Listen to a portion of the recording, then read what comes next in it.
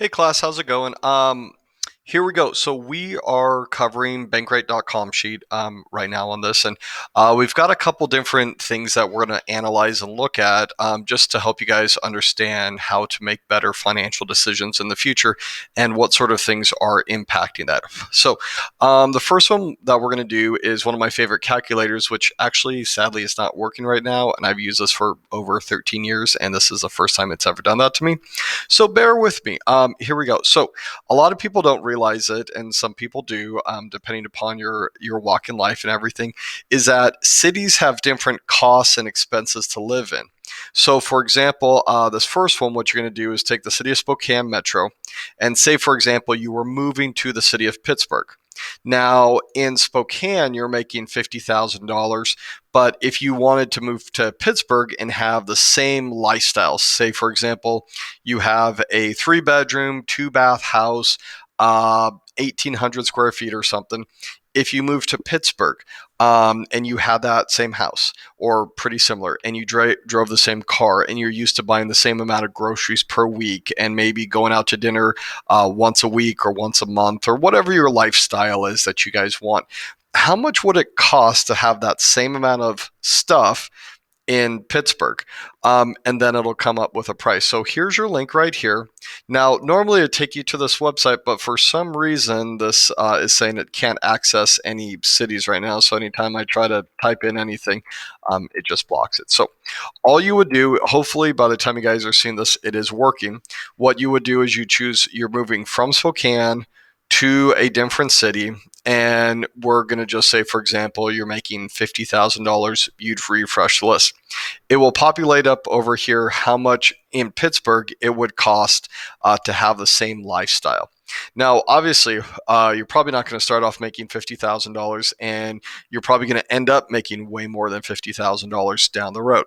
So all these things are going to adjust and change. And if you ever follow the curse of Spokane, the curse is that you grow up here and you're like, oh, Spokane is so boring, and you leave. And then all of a sudden down the road, you're like, oh my gosh, I love Spokane, I miss it. And you move back home. It's the curse. It happened to me and many others. So actually, you'll discover that Spokane's a pretty good place to raise a family and live. And it's actually really affordable. I think that's one thing I'm trying to hopefully get you guys to get from all this and realize. But hey, wherever you guys want to live in the United States or abroad or here, I just want to educate you guys on the cost of things. Then you'll go from Spokane to Miami, Spokane to Seattle. And then the fun one is you can go from Spokane to any city that you want, and then you could choose any city to any city that you want. You can go Spokane to, if you want to have some fun, look up New York City, Manhattan. The price tag will shock you. Also, the other most expensive city to live in the United States is Honolulu, and another one is San Francisco. So if you want to have some fun, go there. And just poke around the United States, see how much it costs to live in different places. Now, I will warn you, in the cost of living calculator, it does not have every single city listed, mostly middle and upper size cities, not smaller cities, unfortunately. So that is the one bummer. Okay, next. There is a good chance in life that you may have kids or a child to take care of in the future. And you know what? Those little bundles of joy are not cheap. So, what you guys are going to take a look at is there used to be a calculator that they killed the website. I'm really sad about it. But you guys are going to take a look here at the cost of raising a child. Now, normally in class, we have a discussion as of what makes up the cost of raising a kid. So, for example, you're going to have to take in consideration while they're a little kid. Is one parent going to work and one parent going to raise them? Is it one parent taking care of the kid by themselves and paying for childcare? So childcare is usually one of the bigger expenses. We take a look at diapers and formula and food and all the other things that go along with having a kid. And you're going to discover they're one of the most expensive things you'll ever have in your entire life. And we look at ways to minimize that cost. You're going to look at ways that like you're just going to have to spend the money on things for them and have discussions like that. So when you find out the cost of raising a child from birth until 18, this isn't even considering college or saving for college or for a trade school or something after high school that you have to pay for. Those are all things to take into consideration. So please, this is one thing I do want you to have a discussion with your parents on. How much does it cost to have a kid? Where are ways that you can save money if money is something that you have to really consider, which is usually the fact for 90 to 95% of us. Unless you're part of that like 1 to 5%, where like we have so much money that it's not a worry. Then you know what? Good for you guys. Skip this assignment because life is much easier for you guys. All right. Lastly, okay, one of the most important purchases that people will make in their entire life. So that's buying a home. And usually a part of the I'm doing my air quotes right now, American dream is owning a home. Okay, and a home usually provides for you in the long run a cheaper place to live.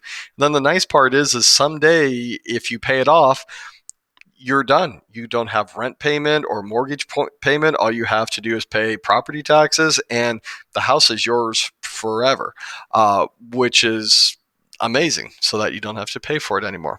So we've got a couple different things that we're going to look at here. So we're going to analyze if you buy. We're going to look at two different houses. One house is 120,000. The other house is $180,000. Okay. But here's where we're looking at a big difference. We're looking at the difference between a 15-year mortgage, which is basically saying, I'm going to borrow money for 15 years and pay back the bank, or 30 years. So the first one I've done for you, and we put in that it's going to cost 120,000. And here's our little calculator up here. So I'll show you the website. And it's going to look like this, and we're going to type in $120,000, and it's a 15-year mortgage, and we said that the interest rate is 6%. Now, I will be honest with you guys, 6% right now in the current market is actually fairly high. Normally, you can get a house right now somewhere between the ballpark of 2.5%, upwards of 4 or 5%, depending upon your credit rating. So 6% is a little high, but those do adjust over time. So usually in certain markets, interest rates are low, but prices are high for homes. Or it's the opposite. Prices are high for homes and interest rates are low. Right now, our current market is there's not enough homes on the market, so we have a short supply of homes up for sale right now. So the prices are high and the interest rates are low.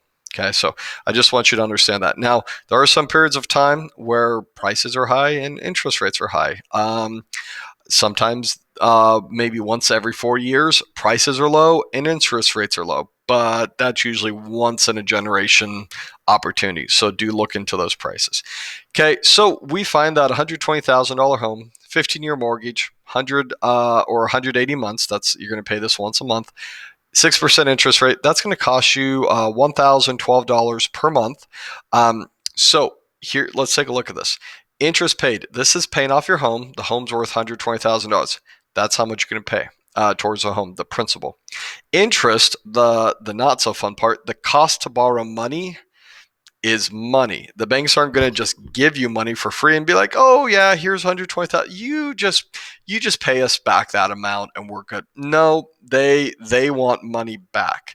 Okay? So, for lending you the money, it costs 62,000 and some change. So, let's go back here and we take a look and we find that the home that we bought is 120,000. Okay? Now, the other things that we want is your monthly payment. So we put $1,012.63. Okay. Your total cost. So that is interest plus your principal, the beginning amount, how much you borrowed, how much money you borrowed. That's going to be your total cost. And then interest is basically the cost to borrow money. There it is. Okay. So your $120,000 home after 15 years is going to run you about $182,000. Now, what you're going to do is you're going to change one thing, and this is what I want you guys to analyze. We're going to now do a 30-year loan. So, actually, I'm going to give you a freebie, and I'll do this for you guys. 30 years, we're going to calculate it, okay? Well, we have some things that changed.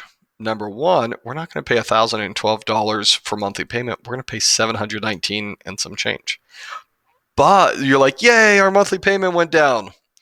Hold the phone. Take a look at your interest rate. $139,000. Okay. Your interest rate is more than the cost of your home. So, what I'm trying to get at here is if you have a 15-year loan, your monthly payment is going to be higher, but you're going to pay a significant less in interest. Actually, you're going to pay less than half of the interest if you do a 15-year loan. But the nice part for a 30-year loan, the monthly payments are cheaper.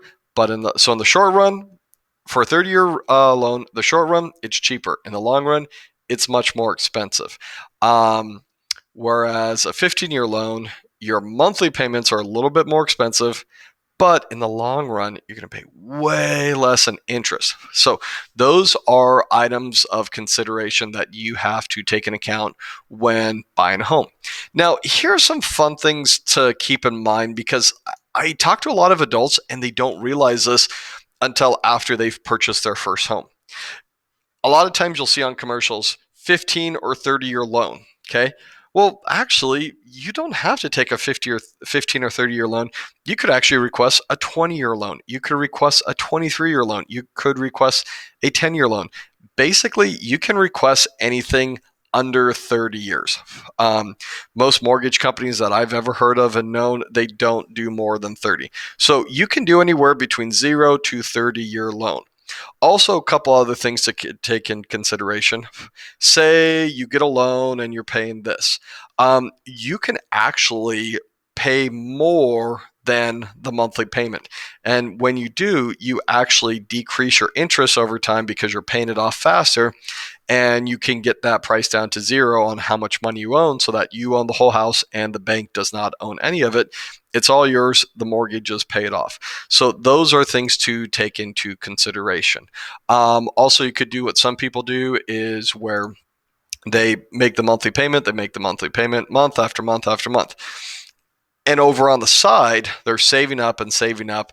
And then they do what's called a money bomb, where say you've paid off half, you've paid off 60,000, you owe $60,000 more, and you're still making your monthly payment. But off to the side, you've saved up 60 grand. You can actually transfer that money over to the mortgage company or the bank and pay it off just like that if you have the money, and your mortgage is paid off. There used to be what was called early payoff fines or violations, where if you paid off something too soon, because let's be honest, the banks want to make interest. That's how banks make money, is off that interest.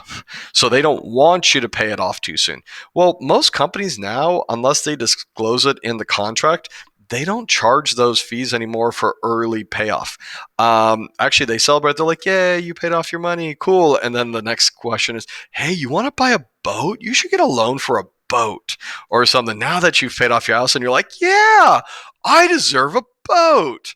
Don't Once you paid off your house, save up for the boat and pay with cash. Okay, you don't want to pay any more interest. You've already done with that and everything. Okay, now you're able to build up your wealth and save for things. So, if you have any questions, please let me know. I hope I covered everything and probably more than you wanted to know. And as always, please have these conversations with your friends and family. Talk about money, talk about theories, talk about expenses and different things. Talk about successes, talk about failures. Okay, you're going to learn from successes and failures in people's experiences. And I want you guys to win with money and be responsible with this, because there's probably not going to be a whole lot more that's going to impact your life in the future than your finances. Okay. So I'm glad you guys are taking this class and diving deep into possibly moving cities, having a kid, buying a home. Three of the big things that you guys are going to face in life. So you guys have a good one, and I will see you later.